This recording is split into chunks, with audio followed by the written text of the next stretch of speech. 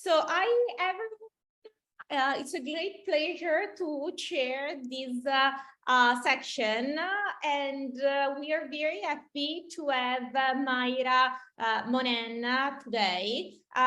She's an assistant professor at the University of Ottawa, and she has been working on a range of very interesting and cool topics that include knowledge spillover, compulsory schooling during the age of migration, and she's now working on intergenerational mobility. And so today she will present Train to Opportunity, the effect of infrastructure or of intergenerational mobility. So Myra, you have an hour in total, and if there is any question by the audience, you can just unmute yourself and ask directly during the talk.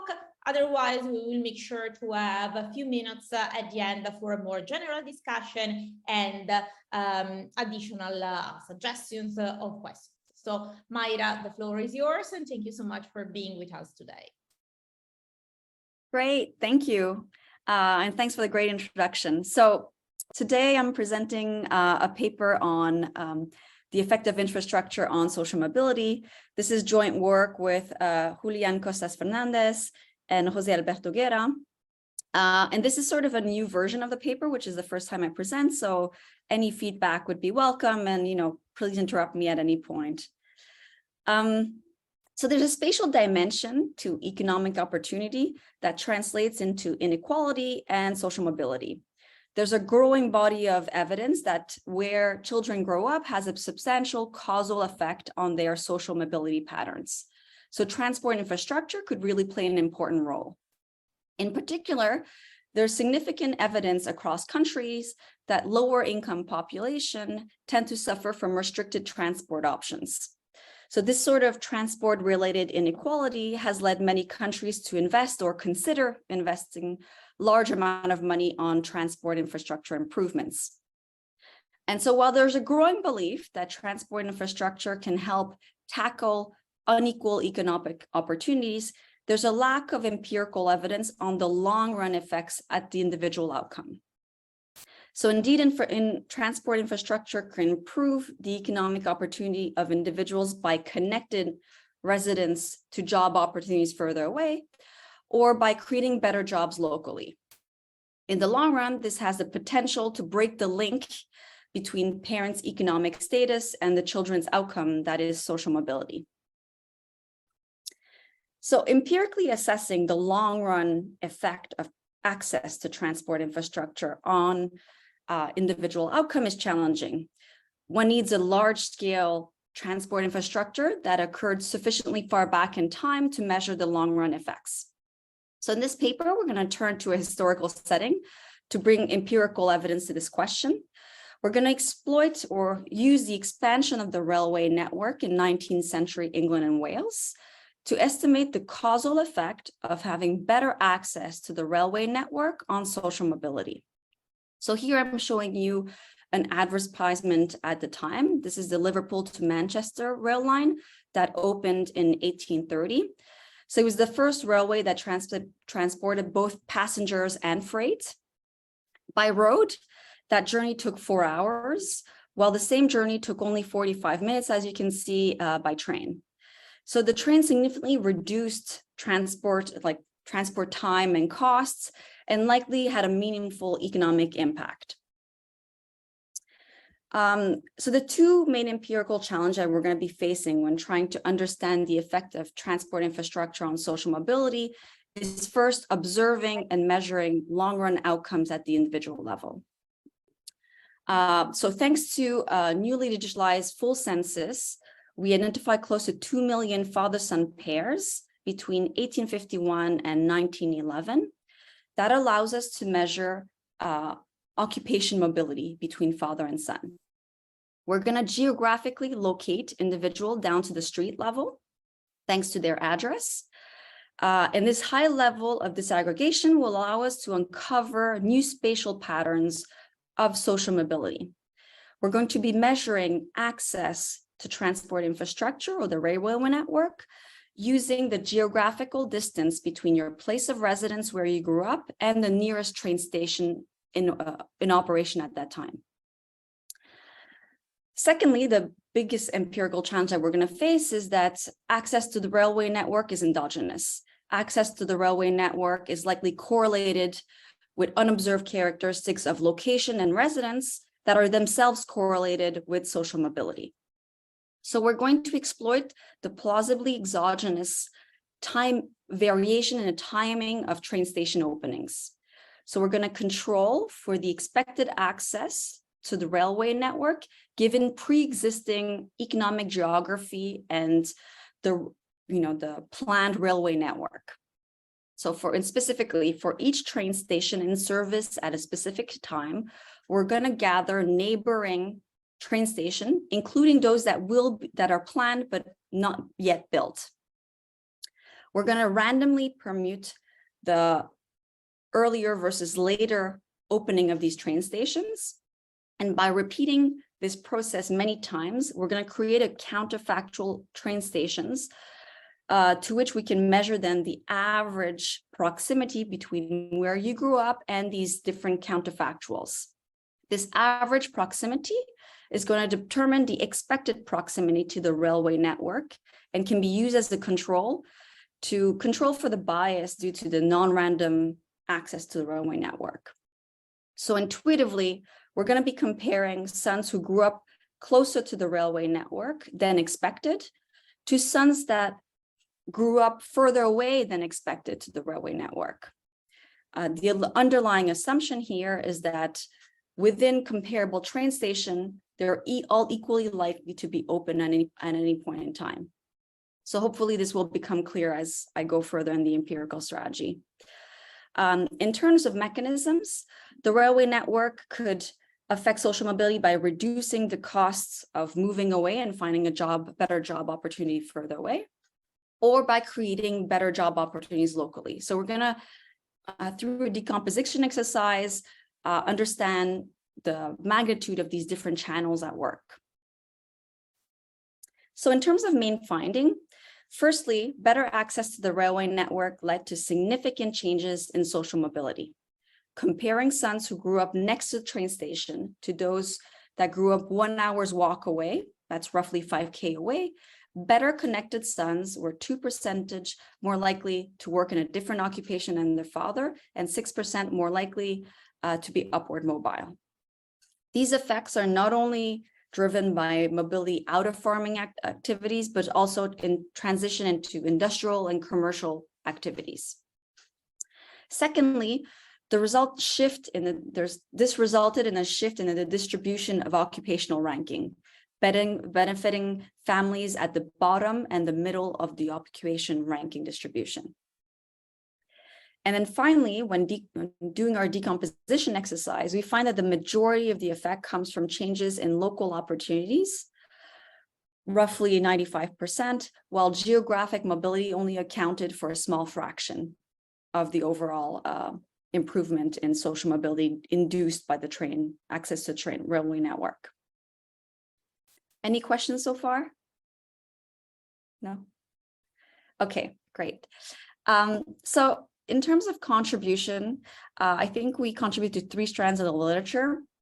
First, there's recent studies on railway that have shown that railways have led to an increased regional trade, long-run GDP, urbanization, city growth, high school enrollment. So these studies have focused either on a relative aggregate outcome or on a cross-sectional, on individual level outcome. So here we focus on longitudinal data that allows us to track people's mobility out of a specific area. So we can both look at what happens locally and what happens to people that moved away. Secondly, there's a very long literature in economic history that examines social mobility.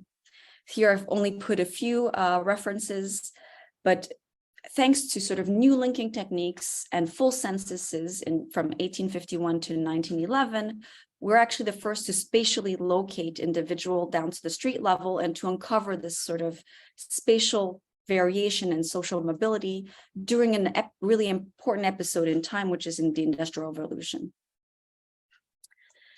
And then finally, there's a growing literature that tries to understand the drivers of social mobility. There are many papers looking at public interventions such as tax scheme, education, in addition to transport infrastructure. We're the first paper to examine the causal effect of the expansion of the railway network in England and Wales. But I think we also speak to a larger literature that shows that location matters. Recent work by Giorcelli and co-authors have documented substantial variation in social mobility patterns across different areas and show a causal effect of neighborhood on social mobility through this Moving to Opportunity program. This is where the title of our paper comes from. So here we show that trains really helped social mobility by bringing opportunities to town. So this suggests that at least in 19th century England and Wales, social mobility can be tackled at the local level and not just at a national one, and that place-based policies really can alleviate issues of social mobility. So while evaluating the effectiveness of transport infrastructure, it's important to focus not only on those who moved away, but also what happens locally. Okay, so yes. If I can very briefly, I think you can also relate to the literature about the effect of the railroads on market access, like Rick Orbeck's work. Well, I think that you take a different approach in the sense that you're interested in the generational mobility, but they have exact point about how a municipality can become more accessible upon the railroad being built. That seems to be relevant for one of the mechanisms you will be discussing. Definitely. So exactly. So I think you're completely right. So I think we're looking at a slightly different angle, but the main mechanism that we're going to show is at work is related to this market access. Definitely. So this historical setting is really well suited to tackle this question. During this time, England and Wales was undergoing the Industrial Revolution, and a lot of research on the Industrial Revolution points to the steam engine as being a revolutionary technology that really propelled this transition. So here, according to Rostow, the railway was the most powerful single initiator of takeoffs. Steam locomotives were invented in Britain in the 1820s. And by 1914, Britain had a railway network of about 32,000 kilometers worth of track. So you see here in the figures, we're going to be using the railway lines and station from these three snapshots, the 1851, 1861, and 1881. So really the railway network was promoted by commercial interests and constructed by private enterprises. So although there was this laissez-faire approach, you needed acts of parliaments to be passed in order to build a new line. And often local MPs would either lobby or oppose railway lines to be built in their constituency. So this is important to keep in mind when thinking of policy implication. This expansion really was not a public intervention, but really a private-driven one. And maybe let me point to the fact that, I don't know if you see my cursor, but as you go like from 1851 to 1881, you see that, given the high cost and potential large benefit of the railway, the placement of lines and train stations are not exogenous. You see that the places that got it first are like London, Manchester, Liverpool, which probably had large benefits, and this access mostly correlated with demand for trade, migration, local labor markets, and so we're not random.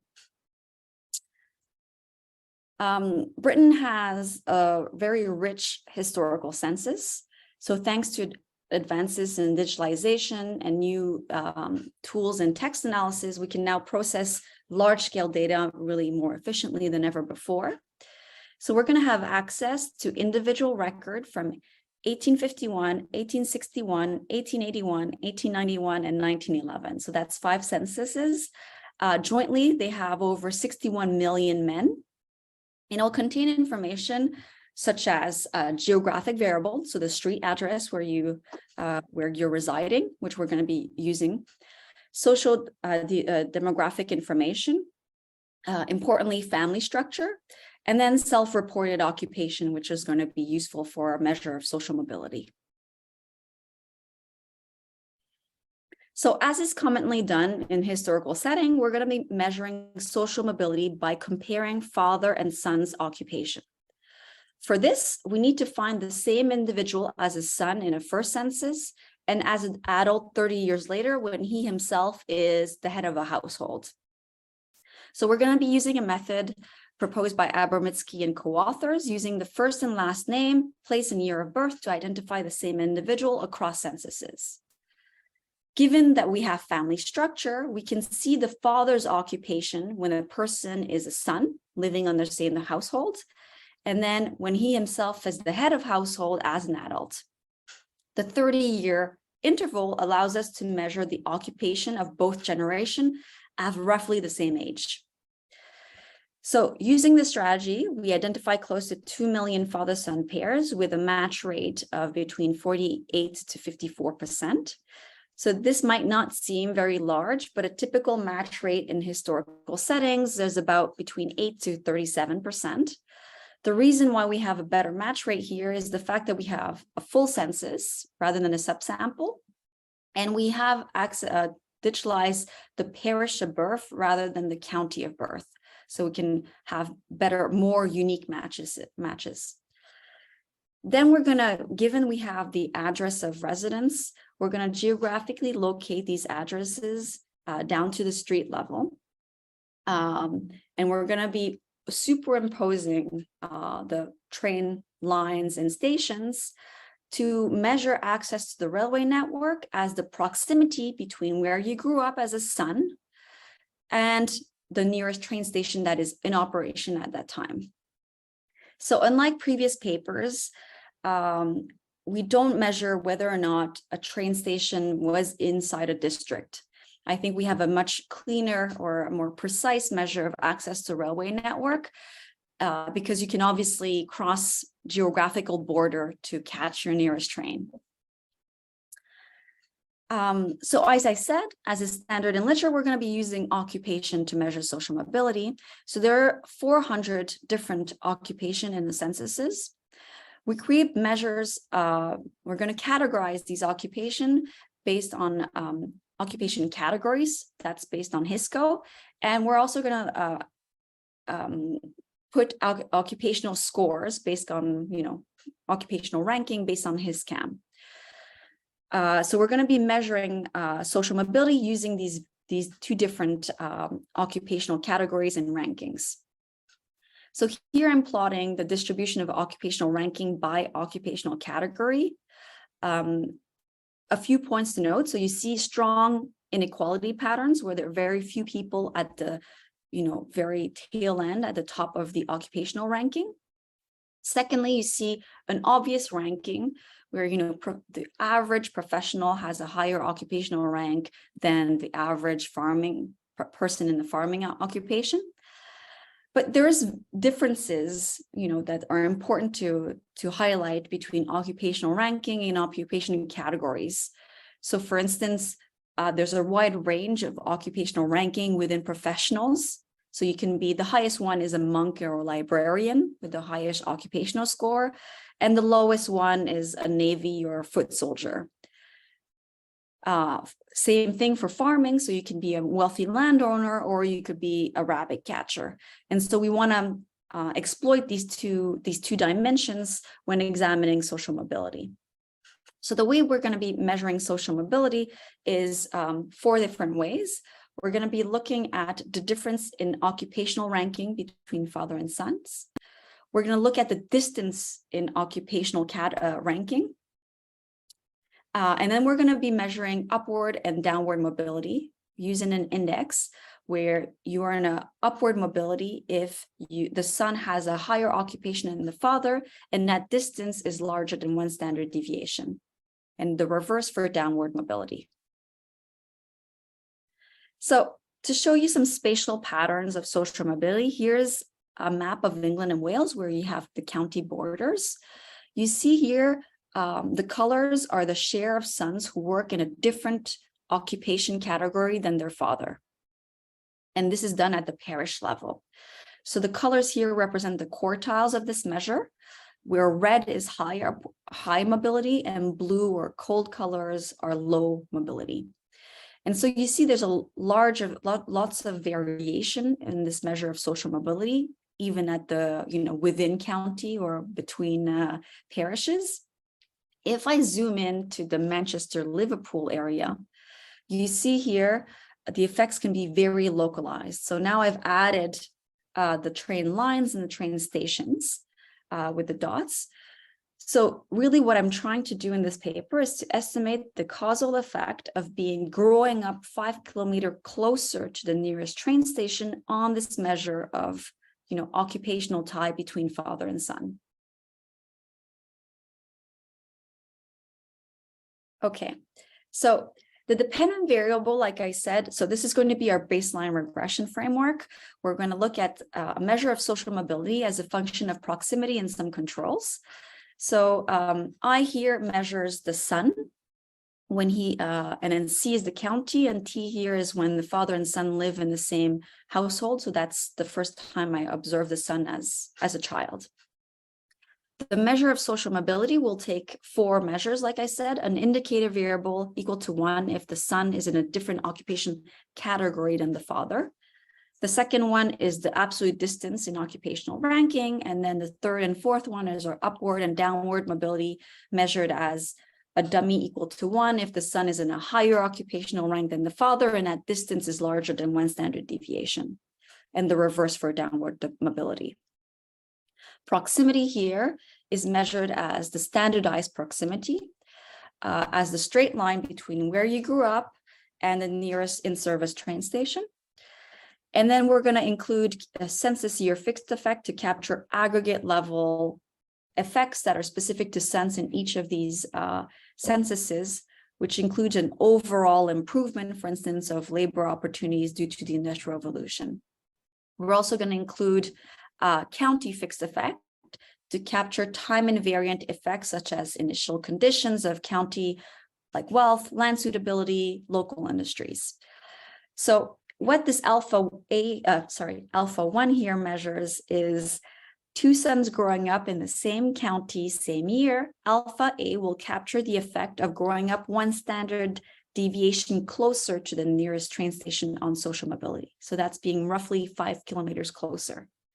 In other words, it's what's the difference in social mobility of a son who grew up next to the train station and one who grew up 1 hour's walk away. Now, the error term could be correlated across areas, so this is going to be clustered at the parish level. So equation 1 here would imply that conditional on census in county, the proximity to the railway network would have to be exogenous.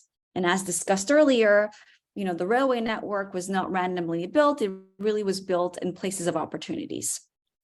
So here I'm showing you, so essentially the issue is that individuals choose where to live. Railway networks are not randomly built across the country.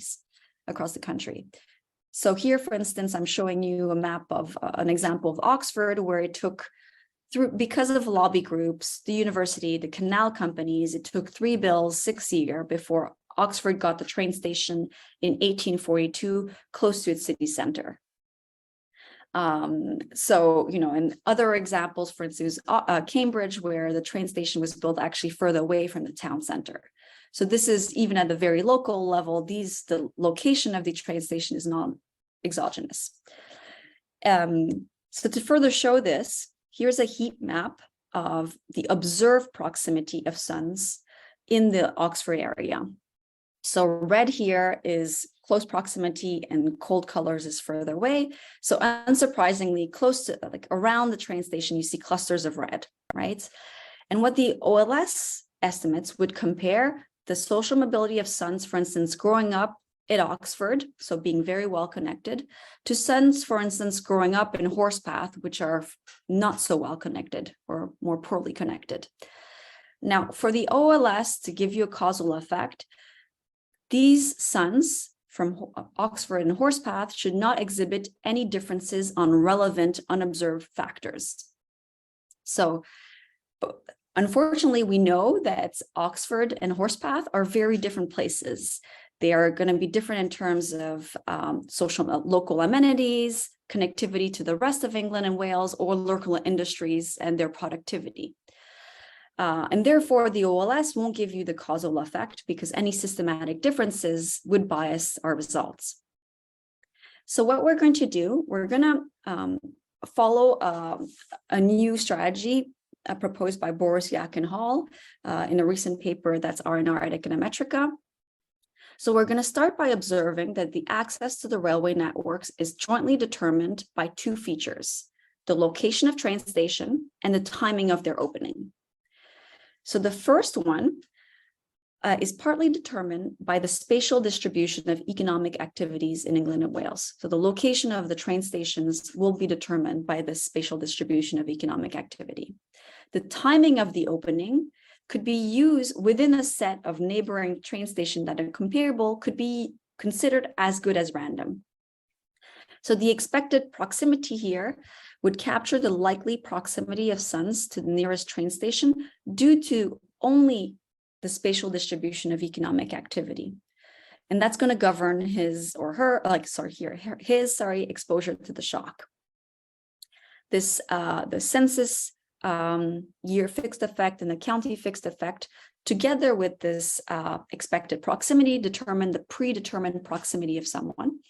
And so the observed proximity is going to be a function of these predetermined proximity and the shock. Now, let me explain how we're going to define, how we're going to measure the expected proximity. We're going to proceed in 3 steps. The first step is to find a comparable set of stations. So consider a son, in this case in 1851, who grew up close to Culham, a train station close to, like in Oxfordshire. The Great Western Railway Company opened the Dicted to Oxford segment line in 1844. There were 15 other train stations in the area, and these were open at different points in time between 1825 and 1901. So the set of potential counterfactual train station for Culham are train stations that are in the same segment line, no further away than 5 kilometers away from the 1851 railway network, and that were in service at some point between 1825 and 1901. That's within the next 50 years. So I've delimited this in the sort of dotted line. And if you look closely enough, you'll see that there's the 1837 planned railway network. So you see that it sort of follows what was planned at the time. So confirming this is an appropriate counterfactual train stations. Then step 2 is going to say within the set of counterfactual trains, we're going to randomly permutate their opening years. That is, whether they are in service by 1851. And so the random permutation is repeated multiple times with independent draws. So each permutation can be seen as a realization of a specific counterfactual that could have occurred. So here within a set of counterfactual, we have a set of counterfactuals train station for each train station year. Okay. And then for each son in our sample, we're going to compute the average proximity between where he grew up and the nearest train station across these different counterfactuals. So this results in the expected access to the railway network that only depends on the timing, that only depends on sort of the spatial distribution of economic activities in England and Wales. Any questions? No? Okay. So the spatial pattern of expected proximity indicates that sons who grew up more central are more likely to have better access. So in the figure A here, that's their expected proximity for the same heat map of Oxfordshire.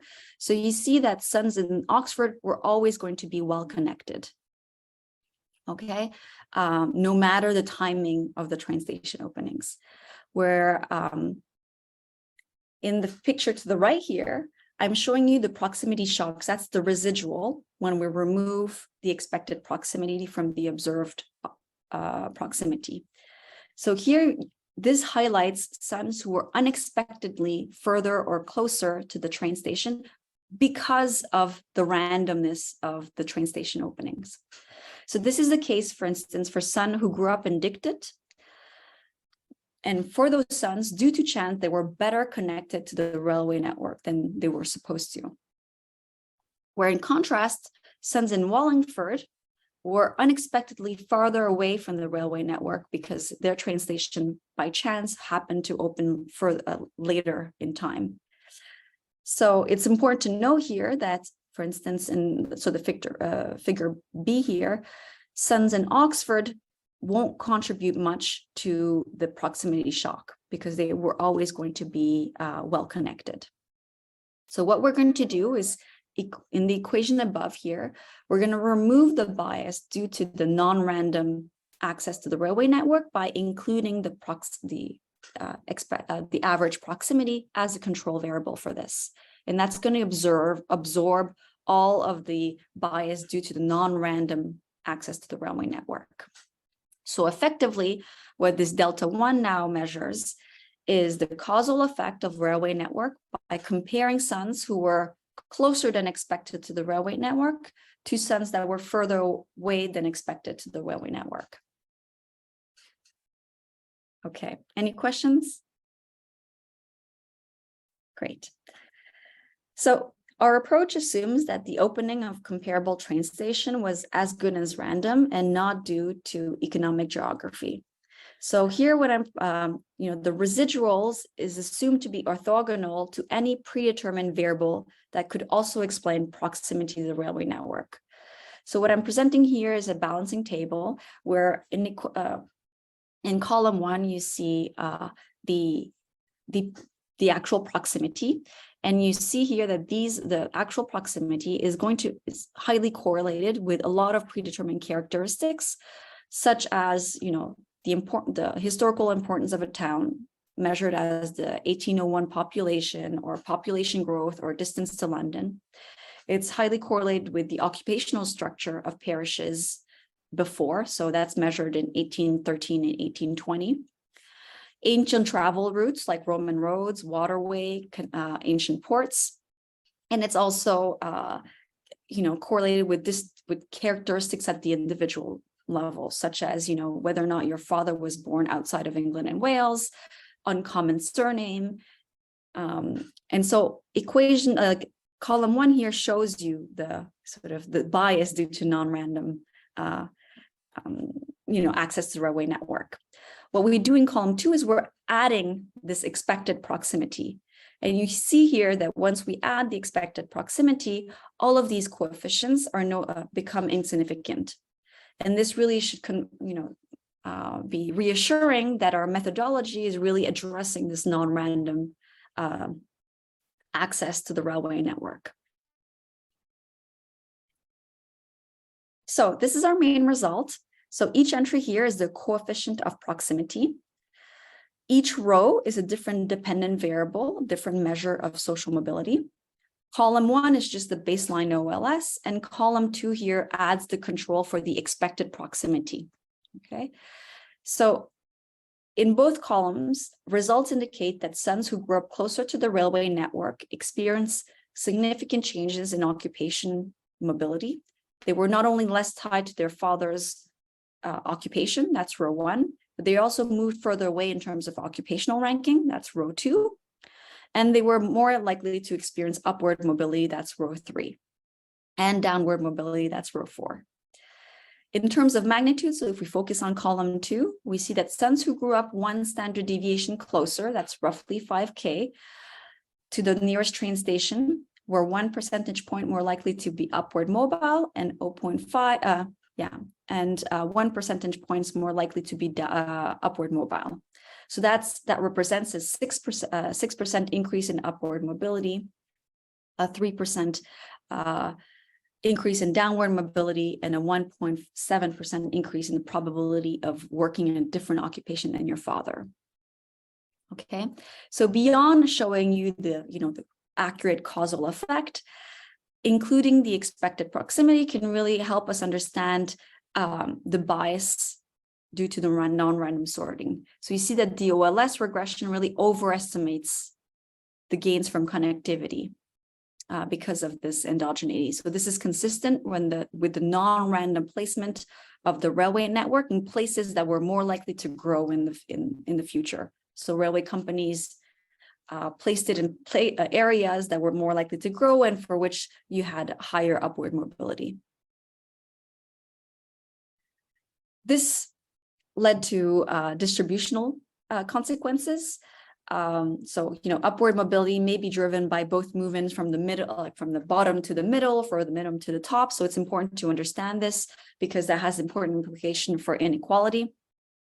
So here I am showing you each coefficient again on the proximity, but here I'm now looking at interacting this with where like the family, the quartile of your father's occupational ranking. So for sons who grew up, for sons whose father were at the bottom, so that's column 4, at the bottom of the occupational ranking, better access to the railway network led to an 8% increase in likelihood to jump to the top 25% in occupational ranking. So I'm looking at row 1, column 4 here. This effect was also experienced by son from the lower middle class background, so whose fathers were between the 25th and the 50th percentile of occupational ranking. But you see that for sons who were at the upper middle class, so that's column 1 and 2, they were the railway network for them led to increase in both upward and downward mobility with respect to the occupational ranking. Then finally, access to the railway network. Oh, you're trying? Yes, I have a question. Sure. On the previous slide. So those results are very interesting. But what I think that if we're looking, for instance, column 4, row 1, column 4, most of the effects are concentrated in the top 25% of the distribution, right? So it looks like that the access to the railway network allow more disadvantaged children in terms of other background only to go to the very top. Yes. The distribution, but not on other categories. Do you have any intuition why this is the case? So I guess I'm not sure if I have a causal story to tell you, but I think this is suggestive that there's gains to being connected, and since these children had limited opportunities before the railway network, they were now benefiting from these new industries coming in. I think that the story will become more clear in the next 2 slides, but tell me if it doesn't. So here, I said that when I started the presentation that, the train could either be coming to town and bringing opportunities, or you might be leaving and finding better job opportunities further away. So to understand the relative magnitude of these channels, I decompose the effect of the access to the railway network. Here it's labeled as train. On upward mobility, this is labeled as up. Between individuals who move away from where they grew up, that's labeled as movers, and those who stayed where they grew up, and that's labeled as stayers. So I take the total derivative of the conditional probability of upward mobility with respect to being better connected. And so you see that access to the railway network could have affected social mobility in 3 ways. First, it can affect the returns to spatial mobility. That is, maybe through dissemination of information, you hear about job opportunities located further away. So to measure, in the decomposition exercise, we're gonna measure each of these components. And so to measure this first component, to examine the change in returns to spatial mobility induced by a train, we're gonna be estimating We're going to be looking at the sample of brothers where one stayed behind and one moved. We're going to be comparing brothers. And so this will allow us to include a family fixed effect to account for the cross-household selection into migration that might be related to financial constraint, local economic opportunity, social aspiration, etc., or ability and observability that are shared between brothers. And by comparing these two brothers, we can then say what's the effect of being better connected on your returns to social mobility. Then the second thing that the railway network, the second way in which the railway network could have affected social mobility is by changing the ease of spatial mobility.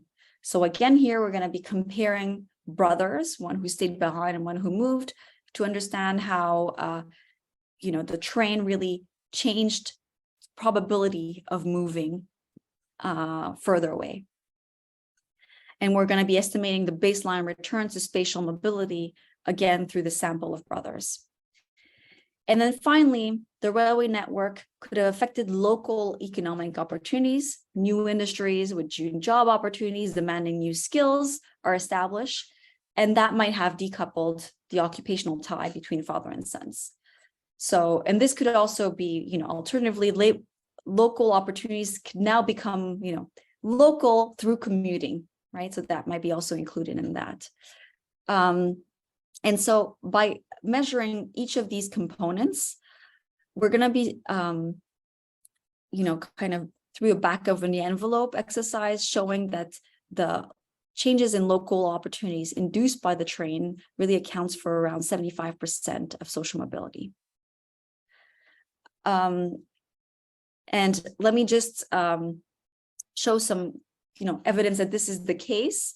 So I'm showing you, we're going to investigate the impact of the railway network on local opportunities. So I'm showing you that this has an effect on urbanization. It has an effect, so local opportunities now become local, and which includes commuting. We also see that the railway network promoted the industrialization.